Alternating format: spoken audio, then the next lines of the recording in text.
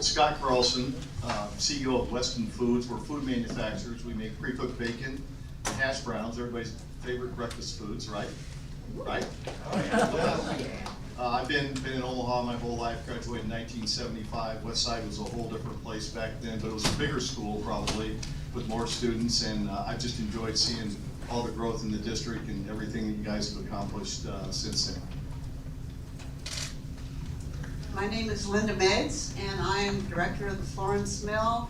I always tell people that I am founder and janitor because it's a project that I got when it was abandoned and nobody wanted it except to tear it down for a quick shop. One of the things that we just had a conversation. I just came back from the Nebraska Tourism Conference, and I was bragging about Westside to some other people that I got a better education at Westside, and it was harder than college. So, thank you. My name's Chris Mundy. I was class of '84. At the moment, I'm a television writer. I run a television show called Ozark that's on Netflix. And been in TV for 20 years. Before that, I was a magazine writer at Rolling Stone for about 11 years out of college. So I spent a decade on the road with bands and then started doing TV instead. The thing I love about Westside is it was the first place that anybody kind of like treated me like enough of a grown-up to kind of trust my judgment, and that was just hugely helpful going off into college and into other stuff. Thank you so much, each of you. My name is Brandy Paul. I'm the Director of Communications for the district. So every day, almost, you get an email from me about the COVID numbers that we have for that day. So my apologies for spamming you with that all the time. But this is one of the best parts of my job. I get to work with our alumni when they come back, our community partners, and really share the amazing things that are happening in our district that aren't happening everywhere else.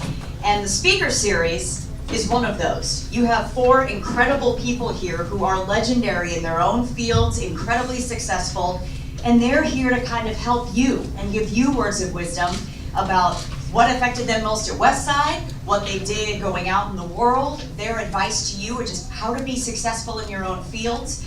So I'll kind of start it off and break the ice with a few questions, and then I'm going to open it up to all of you. And please feel free if you have a question for anyone specifically, or if you have a question for everyone, the floor is yours. So I guess I will start with Mr. Carlson, because you're here. You've been here in Omaha. I want to know why. Why didn't you check out New York or Chicago? I know you have been other places, but what makes Omaha, all of these kids, we want to stay here and build their businesses and lead. What makes Omaha so special to you and you want them to remember? Thanks, Brandy. Well, so when I was your age, I really probably didn't think Omaha was the greatest place for me. And everybody that grows up in one community kind of has their eye on other communities and more glamorous or things that they see that seem a little bit better. And I did move away. I went to University of Nebraska, but I moved to Peoria, Illinois, which probably doesn't sound much better than Omaha to most. But I was there a couple of years. I lived a couple of years in Chicago. But as I got older and was able to compare communities and culture and lifestyles, the state of Nebraska and the city of Omaha has a lot going for it. And I think it has more and more all the time, more than it ever has. I just think it was a great place to raise a family, and I ended up coming back here and have no regrets about that. But it's good to see other parts of the country. It's good to see comparison. I think when my kids were in high school, when they were sophomores, they wanted to get as far away from Omaha as they could, and by the time they were seniors, they'd drawn it back in a little bit and ended up a little closer to home. But Nebraska has a lot going for it, and as I got older, I just realized that more and more. Thank you very much. Mr. Mundy, I'm going to turn it over to you. So he said Ozark, and I saw a couple of you go, oh my gosh! Yes, awesome show. What was just as impressive to me, he mentioned he was a writer for the Rolling Stone before he started writing for TV and Ozark. I want to know most memorable person you've ever interviewed, and you can choose a few if you can't narrow it down. And I guess, how did you get the bravery, the guts, to ask the hard questions and to put it all out there on that person that was so big and you got to interview? Good question. I think in general, I don't have to get the bravery. You just kind of have to trust yourself and wing it. I always felt like no matter who I went out in the road with or interviewed in whatever setting, if you break it down, like my friends were as smart or as interesting or as funny, or you know what I mean? It's just, they're just people. When you get into a room like this, it's just people. It's more like you can psych yourself out beforehand, but I think if you just communicate with somebody just completely one-on-one, it's a lot easier. In terms of you know, the people and places I got to be, there was a lot of different ones. One that stands out a lot is I went on the road with Nirvana when Nevermind came out over in Europe. And that was, the tour kind of imploded kind of soon after that. They ended up, a kid got injured in the front, and we escaped Belgium into Amsterdam, and people chased us down, and they canceled the rest of the tour about 3 days later. And then other things, I was talking earlier that I spent a few days with Paul McCartney when he did a series of shows just in small pubs. So it was just me and his wife and one of his daughters driving around in a car for 3 days and going to pubs and watching him play. So that was fun, just because music has been part of the air that I breathed before I was ever even born. There was never a moment and it didn't exist. So, but again, you sit in the back of a car with somebody and it's just like talking to any of us here. It's just, you know, it's just people. Mr. Staenberg, I'm going to come over to you now. So one of the things that we see so often with Westside alumni, and we hope to see someday with all of you, is that so many of our folks give back. They find incredible success in the world, and they end up coming back to invest their time or their money or their talents or whatever it may be. I'm going to put you on the spot for a second. Mr. Staenberg has found incredible success. He's turned around and donated about $60 million back to different organizations and companies and groups around the world. So I just want to know why. Why do that? That's a lot of money. Well, actually, it's about 250 now. So we've gone up since then, and I've been involved in $1 billion worth of projects. And I'm one of the lucky people, because I remember going to Westside, and I remember my sophomore year, I was asked to come to the principal's office, and they said, congratulations, you're not doing very well. I had all Fs. What's the problem? And they kind of put me on the right path, because without that persons and people there at that time, I wouldn't be sitting here today. They actually took an interest in, Kurt Anderson was the guy in our class, and I always wanted to aspire to be Kurt Anderson. But growing up here, we had 300,000 people when I grew up here. There's 1 million people today. It was the greatest place to grow up. And my parents, even though we had no money, a very small house of 1,100 square feet. I went to Hillside's Elementary, Westbrook. We had a very small house. The big thing in our house was help other people. You know, the saying is, you know, if you're wasting that food, think about the people in Africa. Or when we went to the synagogue, take a nickel, a dime, a quarter, give it back. Make a difference. And I always said, how can I make a difference in this world? And I've been the lucky person. I've had a lot of great mentors. And I remember sitting in the back row here when they had those wooden seats. I guess I was asking them to look smaller. And I'm thinking, She doesn't remember that. yeah, but I do. And you know, I said, how can I make a difference? And so I've been very fortunate. I said, I met a guy named, did Walmart's. I met Sam Walton when I was 22 years old. Now, how more fortunate can you be to meet a guy like that? And I ended up doing 300 Walmart deals throughout the United States. And you know, I said to myself, what can I do to make a difference? It's not about giving $1 million or $5 million. It's about how you can improve someone's life with very little money. That's really the most important. That gives me more joy. Someone today I was meeting with, because I just redid the JCC, I'm going to put a plug. If you haven't been out there, go out there. I hope you join. It's a nice facility. I was with someone today, and he said, so what do you like better, making money or giving money? And there was no question. I'd rather give it away. I'd rather make someone's life better so they can just pay it forward, that old saying, and make someone else's lives better. And I had great parents that taught me that value of giving money. And it's not, again, it's not, you know, everybody has a great idea. There was a guy named Nikola Tesla. Did anybody know who Nikola Tesla was? Okay, we all know who he is, okay?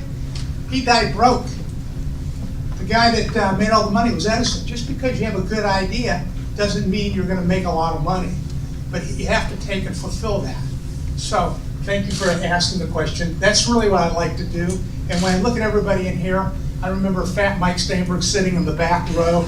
Husky was my middle name. And I said, how am I gonna do it? Nobody in my yearbook, I remember that, I tried to find it the other day, said anything, oh, you're gonna be successful, you're gonna do this, you're gonna do that. I haven't been with Paul McCartney, but I've been with a lot of rock stars in the business world. And you know, those are the people I look up to spend a week with Sam Walton flying around in the single engine plane, just he and I, and learning about how he looked at America. You can't replicate, you can't think. So everybody in this room can make a difference. Thank you. Love that. Ms. Meigs, we're gonna come over to you. So, if you've ever seen the Florence Mill, there are timbers there dating back to 1846, the oldest site in the state of Nebraska, and Ms. Meigs single-handedly made it come alive again. It was just a falling down piece of wood when she took it over. She's also a nationally known artist. Her work is everywhere. She's written a book. And the question I have for you is, for all of these students, how do you find your passion? How do you find your purpose? And then how do you zone in on that and make that a career? In my experience, well, you follow what you're interested in, what you like to do. I knew from preschool that I wanted to be an artist. I got my first art award as a preschooler, and the award was tickets to Westward Ho the Wagons at the Dundee Theater. Nobody knows that, or that's a long time ago. And when I was at Westside, I got an art scholarship to the University of Kansas, which I didn't go to because my parents, if it cost money, we didn't do it. And sometimes your interests, I have to say, I did not choreograph my life to be the mill lady, to run this mill, but all of my schizophrenic interests in life came together in this one project. So you never know which parts of your life you might complain about it. I was a landlady for 30 years, and I complained about it for 30 years. My husband and I had 4 kids in 6 years, and we knew college was going to be heavy, and so we started buying rental property. Well, he had a real job. He was an architect, and I was an artist, so I took care of the rental properties. I would never have had the confidence to buy that old mill had I not been a landlady and been experienced. Another aspect is the art. The art is what really drew me to that building. I had been showing my art in Anderson O'Brien Gallery, which is right across the street from me, was across the street from the school here. And I thought the second floor would be a great gallery. And at the time, the gallery owner was taking 60% of sales if there was a decorator involved, and the artist would frame the artwork and only get 40%. So that doesn't make very good business sense. So when I saw that old mill, I thought it had potential for that. I had also been the cultural arts. I invented a place for myself, sort of the czarina of cultural arts at Washington Elementary School. And every year, for 10 years, I would think of a theme, a cultural arts theme, and bring in guests for that theme every month. For instance, the first year was Artists in Our Midst, and I brought in artist friends who would demonstrate in the hall, and at the end of the day, the kids in the grade school would see a finished piece of artwork. I did that for 10 years. All of those things I thought were unrelated in my life, but it turns out they all came together to give me skills to run an old mill that I now have. I'm founder and janitor of a museum. It's the oldest business site in the state, and it's the only building in the state that bridges the historical eras of the Overland Pioneer Trails with the Mormon Trail and the California Gold Rush with territorial settlement, which is a separate era, really. And all of those experiences have come together in the mill. Thank you very much. I'm gonna have one more question. We're gonna go right down the line. I would love to hear from each of you the most impactful thing or teacher or experience that affected you from Westside High School or your time at any Westside school. For me, it was a guy named John Pudnell who ran the journalism department. And I was on the Lance for 2 years. I was the sports editor 1 year and then the managing editor the next year. But he sort of pushed us to be, he didn't think about it even just in terms of the school or just in terms of the state. He thought of it in terms of nationally, and he thought of it in terms of holding ourselves to just a higher standard of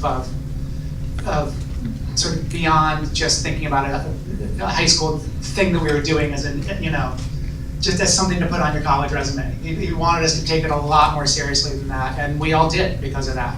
And that's purely by force of his personality. So he was huge for me. In my Westside experience, there were 3 teachers that really stood out for academically. One was Walt Winchell. He became president of Bellevue College. It's not Walter Winchell, it was, do you know the name? I can look it up on my phone. Well, anyway, he taught AP Russian history and American history, and I loved history. And I in fact was a history minor in college because the passion for history was instilled right here at Westside.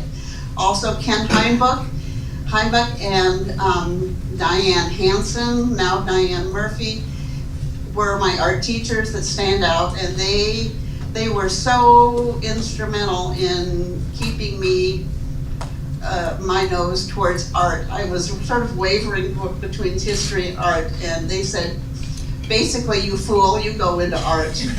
And they have come, since I've come back to Omaha and gotten involved in art here, they have come to every show that I've ever had, and I think Diane is coming to the event tonight.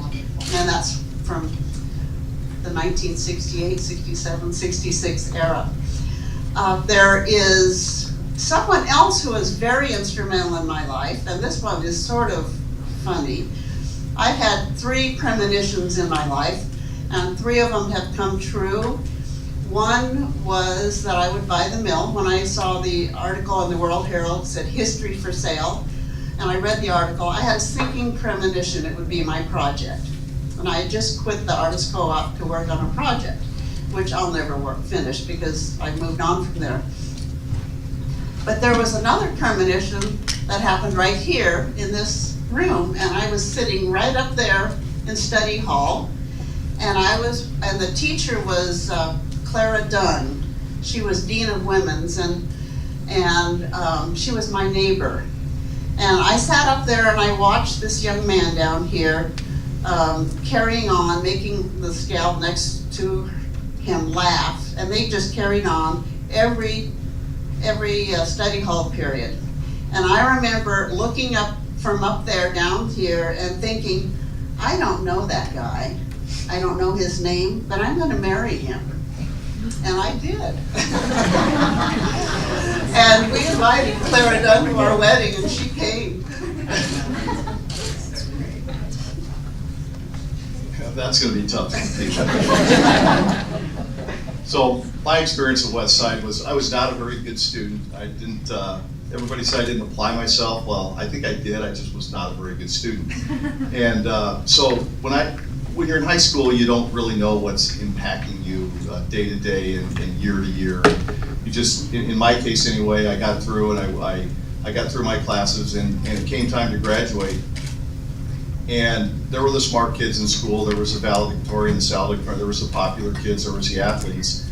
And they made the choices for the commencement addresses, and I was one of 5 chosen, which was quite a shock to my family and my friends. And I think the fact that happened startled me a little bit in the fact that really anything you want to do or that you put your mind to, you can do. So when I look back at Westside and look for things that impacted me, it was probably probably that moment when I realized, you know, there's more to school, there's more to education. I applied myself a little harder when I went to university. So I think Westside for that, and really beyond that, it's just all the friendships that grew out of this school, the people I didn't even know when I was high school. I graduated with 900 kids in my class, or it was close to 2,700 kids in the school at that time. And I've met so many of them since then that there is just something in the district and the water that's created a lot of really good people. And so those are probably the most impactful things. Probably the tennis coach, Paul Nyholm, when I was playing tennis. I thought I was pretty good, and we had a great tennis team. We won the state championships, and he pulled me aside one day and said, you know, I want to give you some advice. When I was a senior, and I'm thinking, okay, you're never going to be a professional tennis player. You should find something else that's going to interest your passion. And I remember that, and I went home thinking, I'm bummed out. You know, I'm pretty good. I'm number one on the team with Scott Baker and Steve Gerdes, and I'm thinking, well, how can you guys say that to me? I come back the next day and I said, do you really mean that? He says, I really do. And and somebody says it a couple times, and you should believe him. And so that was probably the most impactful thing. I remember all the different teachers here and all the interest they took. And I remember the mods had just started before I got here. I don't remember what year it started, but that first year, the sophomores were kind of limited in the number of times you could leave. And I remember I was trying to break those rules, and then I remember Paul saying, really? You can't follow a simple rule of 20 minutes 2 times in a row? Come on, you can do that. So he really took an interest, and I think all the teachers here, and there was a lot of them. I remember Hartley, I don't remember his last name. I went water skiing down in Table Rock with him, and had a great time and things like that. So I just don't remember anybody, particularly except Paul Nyholm, telling me you're not going to be a tennis player. Thank you very much. All right, I'm going to open it to you guys. We'll start right here. If you could say your name for us so they know who you are. Hi. You can take it. You're good. Hi, my name is Quinn Farrington, and I guess, how did you know, like what you're doing now, how did you know that that is what you wanted to do? Like, did you know back in high school, or did that come later? I'll start right here, or whoever wants to field it. I had no idea. Okay. Just to give you a little background, I got accepted to Stanford, and a friend of mine said to me, Mark Greenberg said to me in in February, everybody loves the February weather at Nebraska. Why don't you come with me? I'm driving down to Arizona State to see the school. I need someone to drive with me. And I said, well, that sounds like a great plan. Well, I got down there, saw those girls, saw the weather, and I said, the drinking age is 18. This is where I'm going to go. This is what I'm going to do. I remember coming home, my mom saying to me, well, you can't do that. I said, you're not paying for school. I got a scholarship, and they just gave me one at Arizona State. I had no idea what I wanted to do, even through Arizona State. And what happened was my last year, my senior year, I got accepted to Guilfoyle to be in their training program in Macy's, or I forget who it was called back then, the May Company. And I was selling mobile home lots with my college roommate, and we actually sold 2. And I made $4,000 in a week. This is 1972. And I thought, I just won the lottery. I said, well, I'm going to get in that real estate business. And my college roommate says, well, how do you spell real estate? I'm thinking, okay. And that's how I decided to get into real estate. So I'll take a crack at that. So my answer would be, you don't know. And there's very few people. Linda might be the exception with the artists and some of the, maybe in some of the sciences, but I think most people, particularly in high school, really have no idea what you're going to end up doing. But I think the real question is, when do you know that you're doing something that you want to do for a long time? And I think that just hits people at different times. That's why it's good to try a lot of things, to experiment, to don't be afraid to put yourself out there. Expose yourself a little bit, get out of your comfort zone, try some things, and you just don't know what is going to click and what's going to make sense and what's going to make you happy and get you up every morning and want to go out and do more of it. So I think it's good to have a diverse approach to what you're going to do for a vocation. I did know I wanted to be an artist from a very young age. But I went to school to get an art degree, and I got a Bachelor of Fine Arts, which I jokingly call a useless degree, because if you want to teach, you have to go on to get a master's, and I was not going to go on to get a master's. I was just done. And I didn't know what I was going to do with my art, and I never worried about it, because I always figured that, and I raised my kids this way, that if you're creative, you can figure out what you want to do. And I came back to Omaha and I traveled around Europe for 6 months after graduation from the University of Kansas. And when I was over there, I had not planned to come back to Omaha. And I realized when I was traveling around over there that you take what's inside of you with you to wherever you go. And that was sort of a moment I thought, well, I'm going to go back to Omaha then. And I'm so glad I did, because I think it's kind of nice to bloom where you're planted. And the connections that you make going through school like this, I still have friends and contacts that are important in my life now, actually more important than at the time, so that I was here. When I did come back to Omaha, it was hard to get a job with a Bachelor of Fine Arts degree. They would look at my portfolio and say, oh, you're a really good drawer, you're a really good painter, but can you do a pay stub? Can you, that's in the days before digital marketing, and can you do production art? And I said, sure, I can do that, but they didn't believe me from a nice portfolio. So I went to the zoo, and I got an appointment with Dr. Simons, and I said, if you will pay for the production, the printing of 3 posters, I will do the drawings. I will create for you 3 drawings, and you can have the entire run. Give me 3 copies from the run, the press run, and I put them in my portfolio, and I got my first job at doing commercial art graphic design. But that was not going to come into my lap. I had to make that happen. Yeah, I'm just going to echo what these guys have kind of all said. I think I didn't know for sure what I wanted to do, and I think there's something, I think if you are too strictly on one path, you're not open to other things that are going to come out. You know what I mean? I knew I loved writing. It took me a while. I always assumed that I'd get a job and then I'd try to write, and eventually I realized that you could get paid to do it. It took me a little while to come around to that. But I think the more you can kind of be open to all the experiences that are coming in college. I mean, I was a month before graduating from Brown, and my dad basically said, I don't care that you don't know what you want to do with the rest of your life. I'm just saying you should at least have a resume. And that was so reasonable. I was like, oh damn, yeah, okay. Like, well, I'll make a resume. I'll apply. There's magazines. They might hire you. But I think the more open you can stay to things, the better off you are in general. Next question. As fast as I can in heels. I'm Shay, and if you could ask your younger self if you could tell yourself your younger self one thing, what would it be? Anyone want to field that one? Change the order up. Good.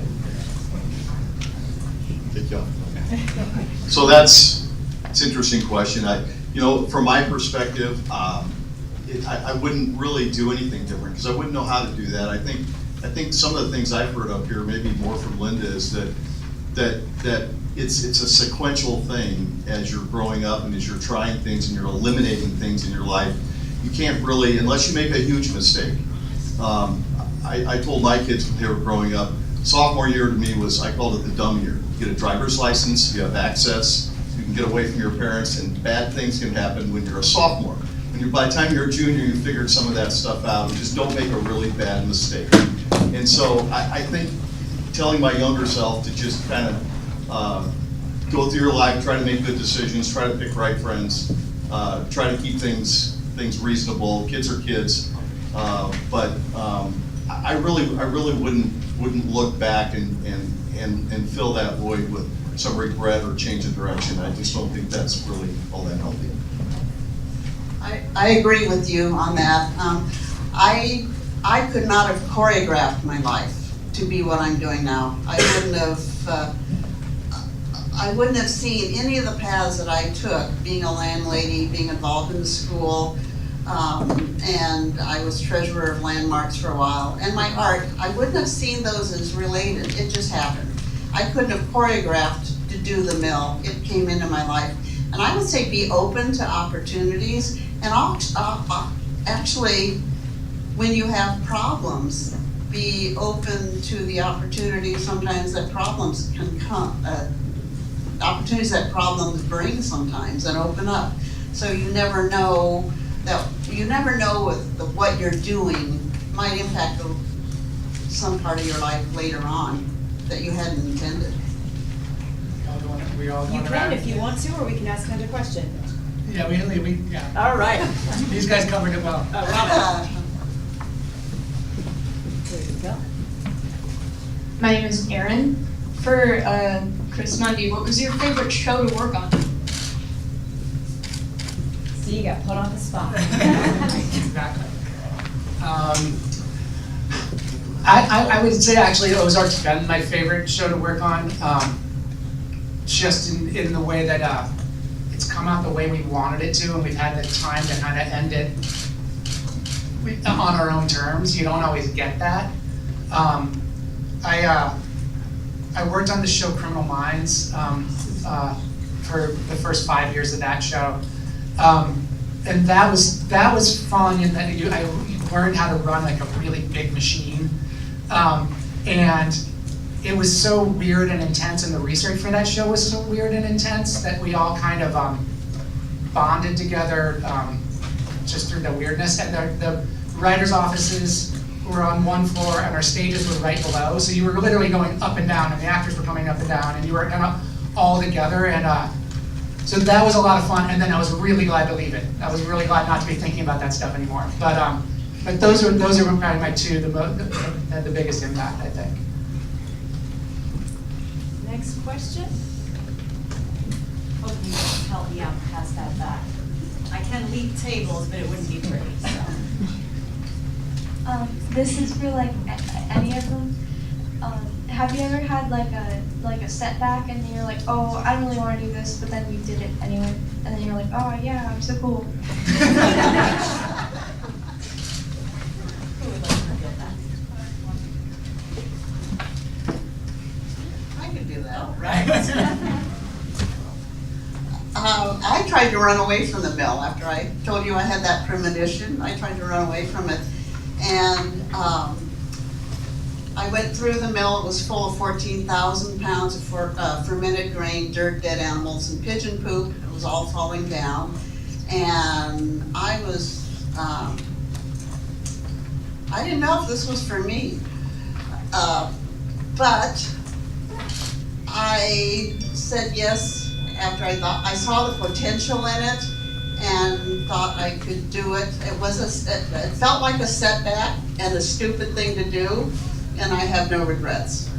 But it's taken 24 years. You'll have to come see it this summer, or next summer. It just closed it goes into hibernation in the winter because there's no heat and water in the winter. So it opens up in the spring and May 15th there. And it's a beautiful property, and I'd love to show it off. But it wasn't in the beginning. And real quick, if you heard the bell and have to take off, awesome. The rest of you are welcome to stay, and we'll keep going.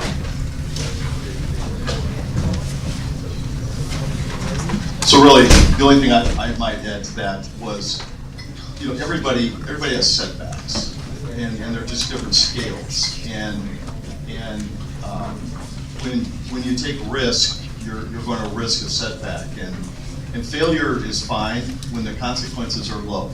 And so when you're attempting to do something and failure isn't going to really derail you, it's fine to fail. And sometimes it's hard to tell the difference between those things, but you have to try to analyze that before you make decisions and make commitments to people, events, and things.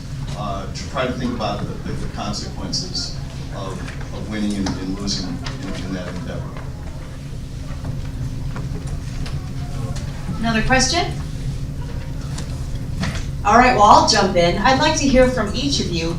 How do you get that first opportunity? I know we mentioned meeting Mr. Walton, meeting the CEO of Weston Foods, whatever it was. How do you get your foot in the door to just be able to show a business, hey, give me a chance, give me that opportunity? You know, it's kind of simple. The world's changed a little bit because of iPhones and computers, and everybody wants to zoom in. But you know, when I meet people that want to come work for me, you know, I want to see them, and I'm going to ask them, what do you want to do? Tell me why you're here. If they tell me they want to be a developer or they want to be the CEO, I say, thanks, nice to see you. That's a kiss of death. Be humble. Show up, say, I want to learn. You know, any first job you get, anything you want to do, you have to take in. And it took me a while. The first couple of years, someone said you have 2 ears and 1 mouth, so shut up. You know, it took me a while to learn that. And but you know, when you want to do that, you have to be persistent.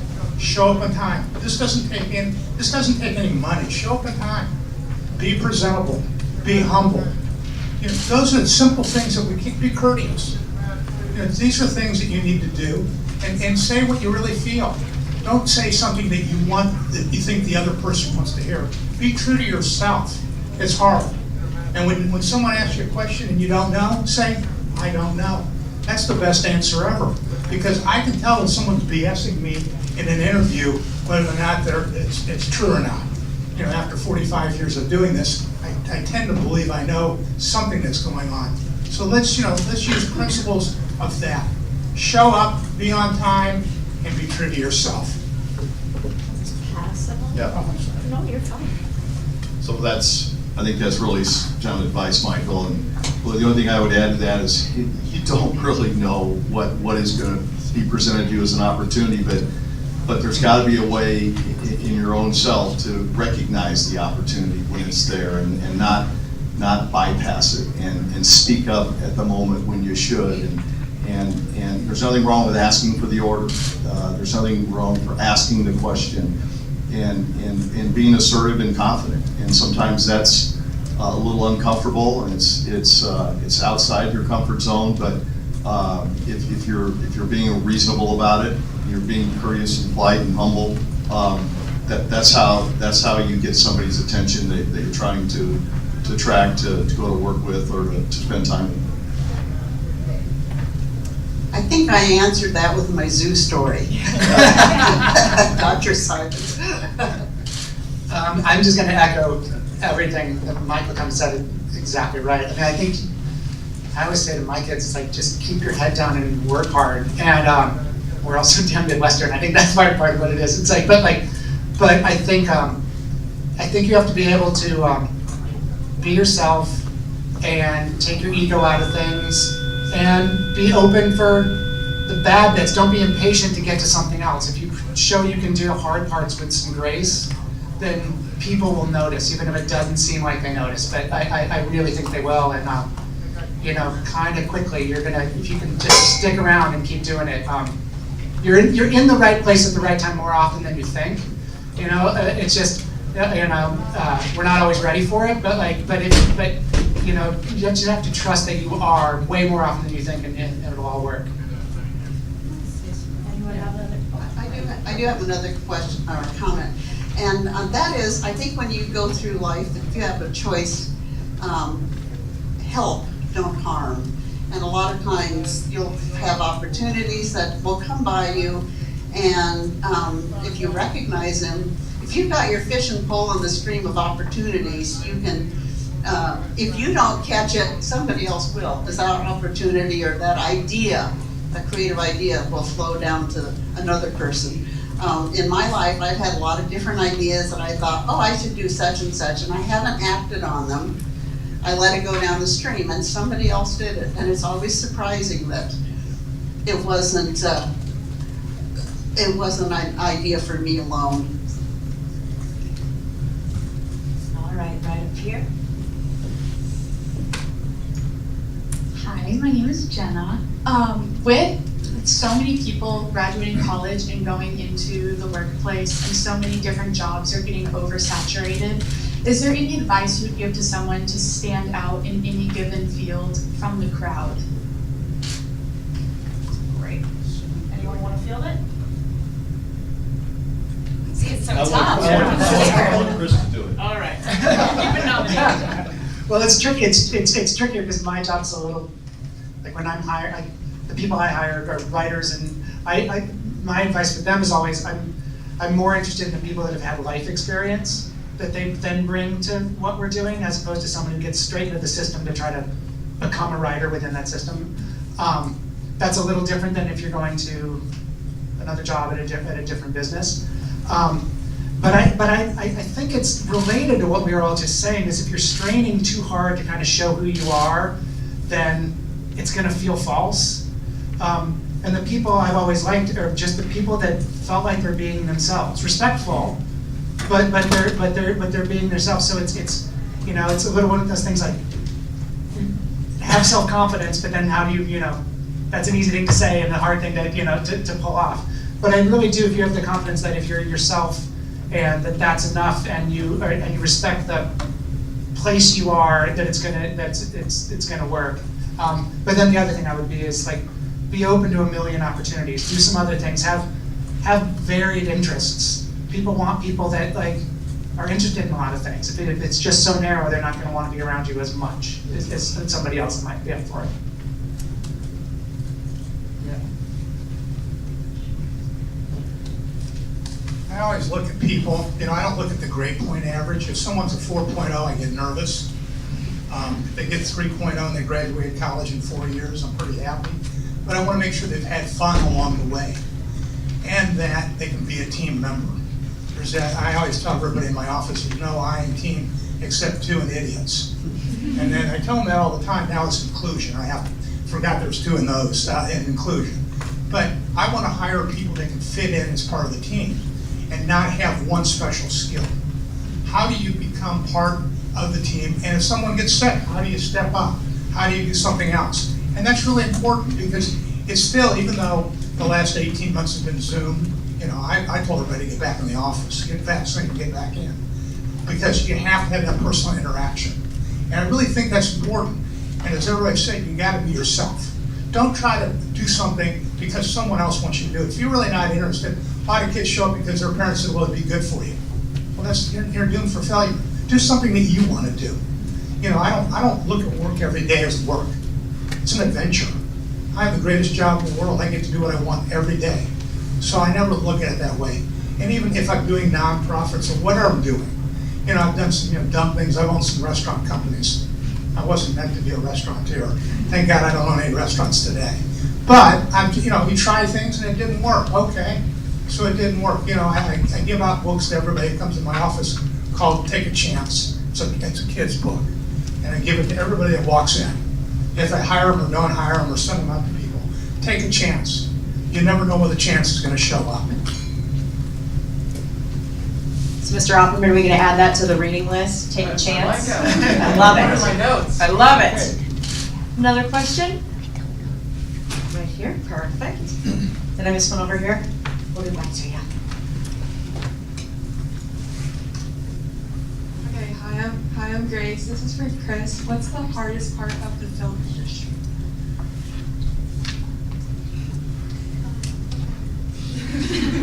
So sorry, feeling my duties. Chris. I think the hardest thing for me is it's a few different jobs in one. It's a creative job, obviously, sort of first and foremost. But then it's a business, like, the season we just did of Ozark, the overall budget is like $106 million so you're running a company that, your people don't want you to overspend that amount of money. And for someone in my seat, I got into it just purely for the creative. So suddenly I'm doing that and I'm over my head. And then it's also, you're dealing with a lot of personalities and a lot of creative personalities and trying to keep everyone going in the same direction. So you've got to be yourself and you've got to be honest and straightforward with everybody, but you also have to make sure this whole creative endeavor, it's collaborative art. That's not exactly the easiest thing in the world. So I always say it's like every one of those 3 jobs is not so hard, but the fact that they happen simultaneously is sometimes just almost impossible. And it gets, if you're just writing, it'd be so much more fun. Did we have a question over here and I missed? All right.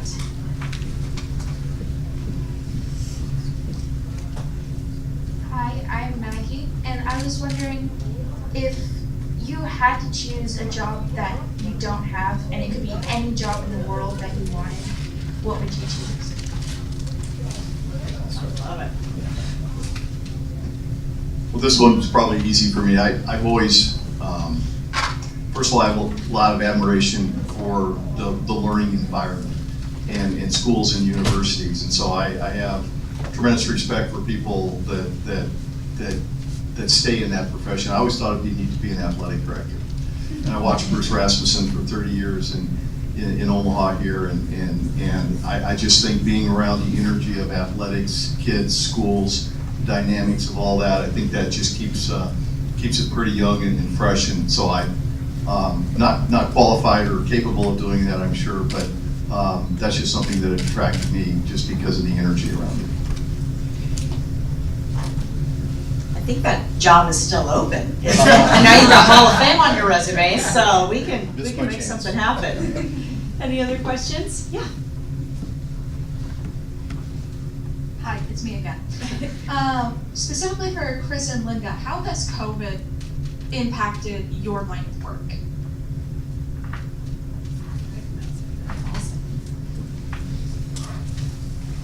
COVID closed down the mill last year. And actually it was a gift. I had my first summer off in 23 years where I wasn't organizing for the farmer's market or events for the mill. And because the mill was closed, I could do a major part of the renovation project. There was broken up cement outside. I'd actually had 2 people fall on it. It was a leftover from when it was a grain elevator, trucks broke up the cement long ago. And because it was closed, I could take on that job. And I could never have done that without the building being closed. So it was an opportunity. I don't have as positive an answer. It was hard. I thought for us, the spirit of what we do, it's kind of like what Mike was saying, trying to get people back in the office, is so collaborative. And it's kind of like being at a really loud Thanksgiving dinner all the time where people were talking over each other. And that spark, creative spark, you just don't have the same in Zoom. And we were lucky, the same writers, we was the exact same staff from season 3 that went into season 4, so at least we all knew each other. We weren't getting to know each other over Zoom. But you still, people's attention was shorter. The thing that I find is best is not the first idea. It's like what I say that then turns into a better idea by Linda, and then actually the right idea by Scott. Do you know what I mean? That's kind of the way it happens, and you lose that online. It's so that kind of magic. It was less fun and harder to get where you wanted to go, and then the physical production was really hard too, and then just the pure protocols we had to put in place, and we shut down a bunch of times. So it was stressful, and of course the actors are all working unmasked, so that's frightening. So it was a lot. We literally just wrapped 2 weeks ago after filming for a whole year in what usually would be about 6 months. So but we did it. What happens? I'll find your positive for you. Most watched series on Netflix in 2020 with like 3.62 billion views or minutes watched. So there you go. People were, when you're in a pandemic, watch Ozark.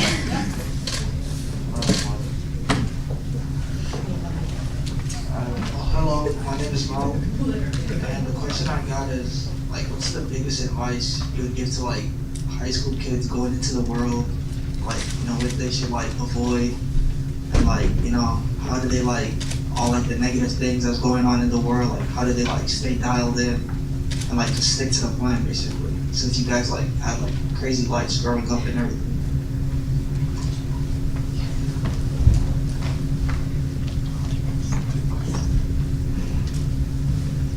So I think if there was a great answer to that, it would be a big benefit to everybody in this country and in the world, because there is so much distraction, there's so much narrative out there that is headlines and very shallow backup behind it. You know, I think your generation is going to solve that actually more than my generation, because something has to crack with I'll call it the contentiousness, and so my advice is make your own decisions and don't run with the crowd.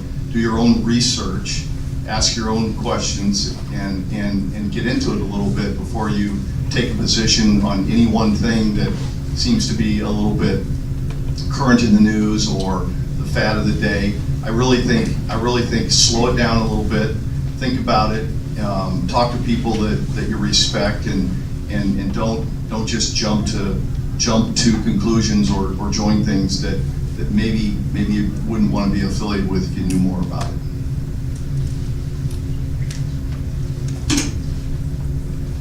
I'd just like to add, as I look around and I try to think about what's going on in the country, and our country is really divided in a lot of ways. But I sat and I was talking to someone the other day, and he said, you know what, we're all angry. You know, my generation's angry. I see a lot of people angry. I watch people go to Starbucks. They get upset about how the coffee's made. Now, I was in line this morning at 5:30, and I turned to the lady and said, let me buy that cup of coffee for you. I can see you're upset. She really, she couldn't hear you. You have your mask on, da-da-da. So I was talking to someone today, and really, it's about fear. You become angry when you're fearful. You really do. You think, everybody's fearful. What are we all fearful of in this country? I just got back from Israel. I was there for 9 days. I built a museum there. Everybody's fearful. And it's just, and then the natural reaction is another negative reaction, which is anger. So if we can stop the anger and the fear in this country, I think we'd be better off. I echo this. Make your own decisions. Don't listen to, CNN or this, or I read every paper I can, and I try to get the different perspectives before I make that decision. Writers are great. They can convince you that anything is perfect. I love the Rolling Stone and all that, and I read that every month. But I also read other reviews. And so I really try to think about what I read, and it's just not the first reaction. And I spend time, and I tell my guys in my office, think about it. Think about what someone said, and what did they really say. Are you really, there's a difference between listening and hearing. I'm listening, but I'm really not hearing you. And I tell that every day to my group. Think about what you're hearing. And just because you have a conversation with someone, what they take away and you take away is probably not the truth. Somewhere in between. I always tell everybody there's three sides to every truth. Your side, my side, and what the truth really is. So think about that, and don't make rash decisions. Obviously you gotta make a decision if go right or left, but you can say, okay, can I think about it? Let me think about it. You don't have to give an answer. It's like when people come in, you don't know? I don't know. If they say, what do you think? Let me think about it. There's nothing wrong with taking the time to really ponder it. We're too instant coffee in America. We gotta hit the button, delete, or I hit it, send. Okay, you sent it. So do you think the person understand what you said? Emails are tone deaf. So a lot of times when you get this stuff, it's really not what the person meant. So that's how I'm answering your question. Great answer. Anybody? Oh, hands. All right, who has not had a question? You? I'll come back to you, and then, we're gonna get everybody. Hi, my name is Erin, and I have a question for Chris Mundy. How did you get into the film industry, and what advice would you give to someone who wants to go into that industry? I got in slightly by accident. I was a fiction writing major in college, so I knew it's something that I loved, but I moved to New York and I worked for Rolling Stone, and I thought I'd sort of never leave New York and I'd never leave magazines. And then my wife, who was also a magazine writer, decided to go to law school, like right when we got married, and got into law school at Stanford. So we suddenly were accidentally moving to California. And I felt so displaced in Palo Alto, moving from the East Village of New York to Palo Alto, that she started encouraging me. She said, "Why don't you like write for TV? Like you'd like to? We're in California." I'm like, "We're in Northern California, and I don't know." And like, so I honestly, I knew so little about it that my ignorance actually ended up being helpful. I wrote a spec TV script in 4 days. I mailed it off to the only person in Los Angeles I knew who was remotely connected to the entertainment industry. He passed it on to 2 agents. I signed with one of them. That was a comedy. I didn't know you were supposed to choose between comedy and drama. I wrote a drama in a couple weeks, and like a month later I had a job and we were splitting time between Los Angeles. But that was because someone had been paying me to write for the last 11, 12 years, so at least I wasn't like the total. But I think if I'd known more, I would have taken a year to really figure it out and plan it. But I'm glad I didn't. You know what I mean? I honestly, it was more of like, oh, this is what I think about things, and I just kind of threw myself in. So, you know, there's sort of 2 paths to getting in. One is to go straight into the system, then you can get a job as an assistant to, you know, on a TV show or for a director or whatever, and then and you kind of plug into the system right away, and it's the way to kind of move up fastest. But there's also the version where versions of things we've been saying here, like you could also go do something else for a year or 2 and travel or have like different experiences that you then bring to the work. That is really helpful too, and then plug into the system at a certain point. So that takes a little bit longer and it takes a little bit more faith, but I think can pay bigger dividends. But you know, there's a million things that go into that. Can you afford to do that? Can you like there's privilege that goes into that too. So it's a little confusing, but the best way is you know, get yourself in and around the productions, plug in with people that are the assistants. Those people are eventually going to have the same jobs. You're going to create a community. You're going to know. You're going to share work with each other. You're going to read each other. You're going to know, and it shrinks down pretty quickly, and you know who's good and who's not pretty quickly. Thank you. All right, time for one more question up here.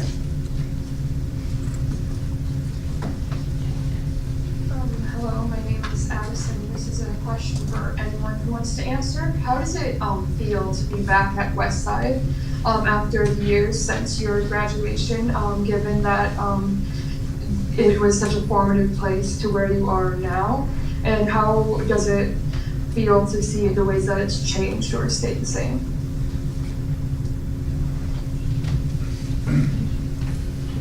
Mr. Carlson kind of cheated. He was back here a few weeks ago for the Sweet Center opening. We were very grateful for that. So I'll go last. All right. Who would like to feel that? Oh, wonderful.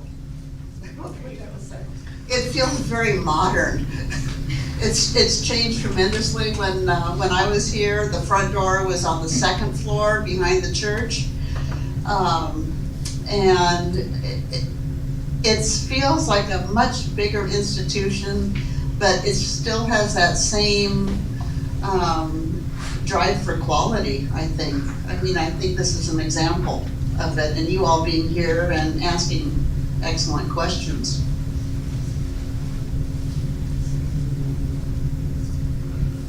I remember that door upstairs, and you know, I come back to Omaha probably 4 or 5 times a year, and I always drive down the street and go by the high school. It was my safe place. You know, I remember going to the football games and hanging out and having fun, and you know, having great friends here. And when I moved to St. Louis, I live in Clayton, Missouri, and Clayton High School is exactly like Westside High School.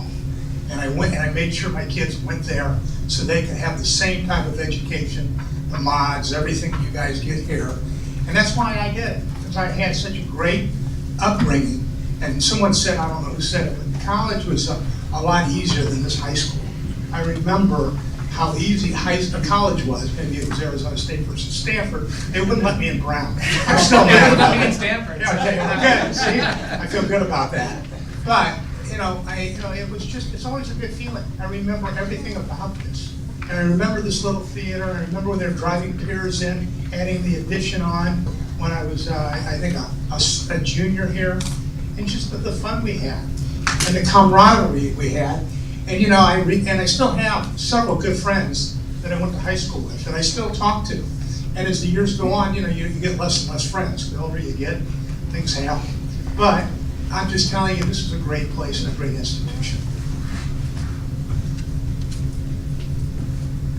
Well, thank you all so much for coming, and most importantly, thank you to our 4 alumni for joining us. You guys are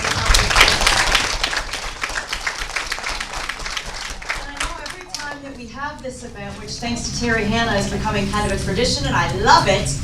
Once we conclude, if you 4 are open to it, sometimes students are comfortable to come up and ask one-on-one questions, if that's okay with you. So we'll kind of, if the timing is okay, Mr. Opperman, we'll allow you to do that, or you guys can talk among yourselves. I would encourage you as well, if you're home tonight, we're gonna have our Hall of Fame ceremony live on Facebook Live, so you can hear their acceptance speeches.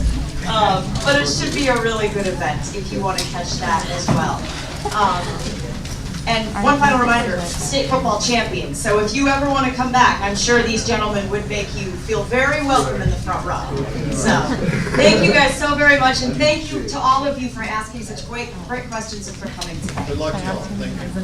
Thank you.